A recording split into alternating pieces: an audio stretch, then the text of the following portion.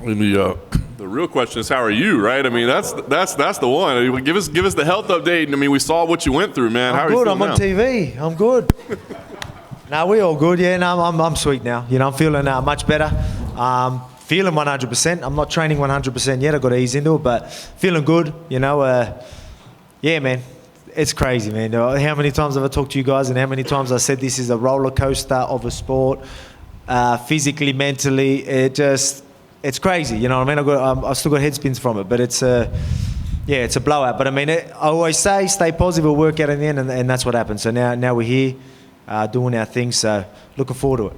Yeah, you did a great job of documenting everything you went through. And I mean, obviously the first concern was just your health and your physicality. Yeah.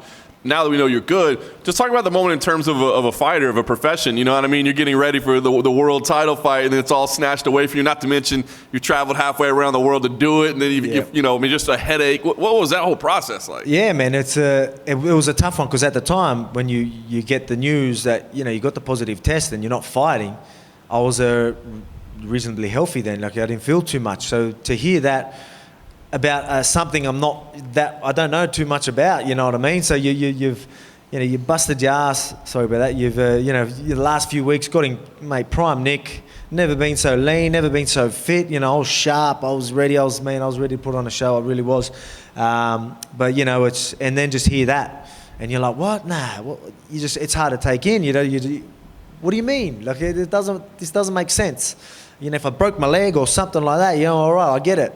But, it was tough. But then at the same time, obviously UFC got to do what they got to do. They did a great job looking after us. It was just an unfortunate situation. But then obviously as the days went on, I was like, all right, yeah, I probably couldn't afford it anyway, because it rattled me. So, yeah, man, it's just crazy. It was definitely tough to take that news, but it is what it is. Yeah. So it was funny because when it happened, we all started trying to work through the logistics, because normally, okay, oh, cool, they'll get it rescheduled, it'll be no big deal. Yeah. But with you, we're like, hold on, wait a minute. This guy goes home, he's going to have to quarantine. You know what I mean? It was just trying to figure it out. So when this opportunity came up for the Ultimate Fighter, was it like, yeah, automatic, that's the play? Or were you like, man, that's sure it's going to be me away from home for a long time? Yeah, man, it is a long way. It's going to be the longest I've ever been away from the family, which is tough. But at the same time, man, it's still working out at a decent time, because we were going to try and reschedule quick. We were thinking of, do I stay here and, fight in May or something like that, and then obviously the COVID, the infection got worse and whatnot. And then, I had the doctors telling me you ain't fighting anytime soon. So then I got told that this was coming. I was like, well, man, I can't get in there and compete straight away. What better way to kill time? Because if I was getting told I was fighting later in the year and did nothing in between, I'd do my head in. I'll be going crazy. But at least now, I can get into a good routine and have a bit of fun on this show and, see how it all plays out. You know what I mean? So we can build up the fight that we're gonna have through the show, and obviously share some knowledge, train with the boys, have a bit of fun, good banter, see if we can stir the pot. You know what I mean? I'm looking forward to it. It's going to be a good opportunity for everyone, and I can't wait. I know you were, like looking forward to this. We didn't even know the show was happening for a long time, but now that you're in the role, I mean, are you looking forward to it? Like, what's your approach going to be as a coach? Because I mean, you come from a team sport background, right? But obviously now you fighting. So what's the approach for you as a coach? Yeah, well, it is different, isn't it? Because we're all about that family feel. That team camaraderie. Even though it is, it's only one of you in the cage, but I mean, it is still a team sport. Like, the preparation that everyone puts in is it's a big deal. But I mean, now we've got guys that might have to compete with each other, and you need to tell them, like, oh, I need you to be a good training partner for this guy, because he's fighting this week. I can't have you going crazy on him. You got to let him. You know what I mean? So it's gonna get a bit weird for these guys, but at the same time, they're gonna just need to understand and not let their egos get in the way. Like, obviously they might have to be a training partner here and there, but remember, these guys are going to be a training partner for you, so that'll be different. So I wonder how it is, but I mean, I'm going to make sure that they get our vibes. Our vibes is all fun. Obviously we're going to a bit of banter, a bit of fun, but at the same time we're serious. Share as much knowledge as we can, but we want to. One thing that we're good, and that's how we always are. Is really, we don't want them getting nervous and get too crazy in there, too hyped up. We want them to enjoy it. Be clear in there, and get the job done, because we're going to win. So I'm a winner, and I'm going to make sure my boys win. I want them boys to get contracts. I'm going to make sure they can be winners too. So I'm going to do my part. Our team, we've got a great team staff. So I'm really looking forward to this, mate. It's going to be good fun, and let's see what happens. Yeah. Now I was going to ask you. You mentioned your staff. What's your coaching staff going to be? We've got a master spin over there, Joe Lopez. We've got one little one that's sort of surprised. Obviously, I've got like Frank Hickman, my wrestling coach. Again, we've got the team there. We've got all good fun, good banner, and obviously a lot of knowledge. We've got Andrew Wood and we've got Craig Jones. So yeah, so that's a cool one. He's here. I've trained with him many times. Obviously, a fellow Australian, and one of the best no-gi grapplers in the world. So obviously, there's a lot of knowledge there.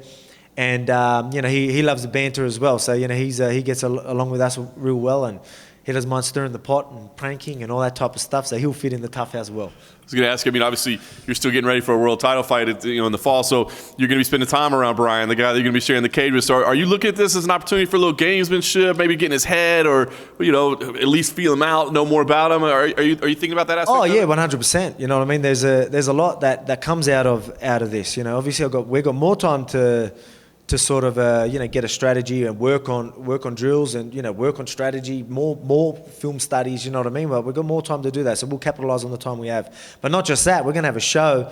We're going to see how he trains these guys, you know what I mean? I'm going to see his reactions. I might play a little prank, you know what I mean? And if he gets all hot-headed overnight, I was like going, all right, maybe I'm going to get in his head before the next one, you know what I mean? So we'll see what happens. We'll learn a lot through the house, but again, we're going to have fun with it. I'm sure he's competitive. I know I'm competitive. I'm going to do what I've got to do to win. And again, I want to have fun in there and a bit of banter, a bit of pranks. I know I'm all good, so if he wants to go down that route, I know I'll keep a clear head, but let's see if I can break him. Nice. Last thing for me, obviously we're looking forward to the Ultimate Fighter, but we're looking forward to you fighting again. You said you're feeling good, but not training 100% yet. Is there a time that, are you waiting for doctor clearance, or do you have a date circled on the calendar that makes sense? Well, it's sort of how training's gone. Training's gone good. So I had Craig and the boys wrestling, so I got to do a bit of wrestling. That obviously I'm not doing them long rounds yet or anything like that, so I was able to do that, and I pulled up fine. So that means I can at least sit there or even start to go up. So I'm expecting to be training 100% soon anyway. So, but I can obviously train at a good, I can still get in with the boys. I'm looking forward to training. Obviously I want to help coach, but I'm the type of guy that even when I am coaching, I get in the class with them, you know what I mean? So I will keep an eye, but at the same time, I don't mind moving around with the boys. So I'm looking forward to that, and I'm hoping I'll be in good enough nick to keep up with them, and surely my lungs will hold up. I'll be sweet. Do you have a favourite series of The Ultimate Fighter? Favourite series? Man, you can't beat the first one, you know what I mean? I remember being at Blockbuster, that's where back in the day, that was the only way I could watch UFC, and I felt like I was like the only person that watched UFC back home. This is a long time ago. And so I ended up getting that, and obviously, the sport's grown massively. So, but that was the only way I could actually watch it. So I remember watching it, and man, it got me right into it. So I did know about it through, I think it was through Ken Shamrock and Tito back in them days. So that's how long I've known about it. But again, it wasn't big in Australia back then, I'll be honest. But I've always loved the sport, and that was the only way I could watch it. And I remember watching that first season, and man, it was exactly what you would expect with a whole house full of fighters, right? And broken doors and whatnot. Everyone's smashing doors. Now they don't even have doors in the house. I just found that out yesterday.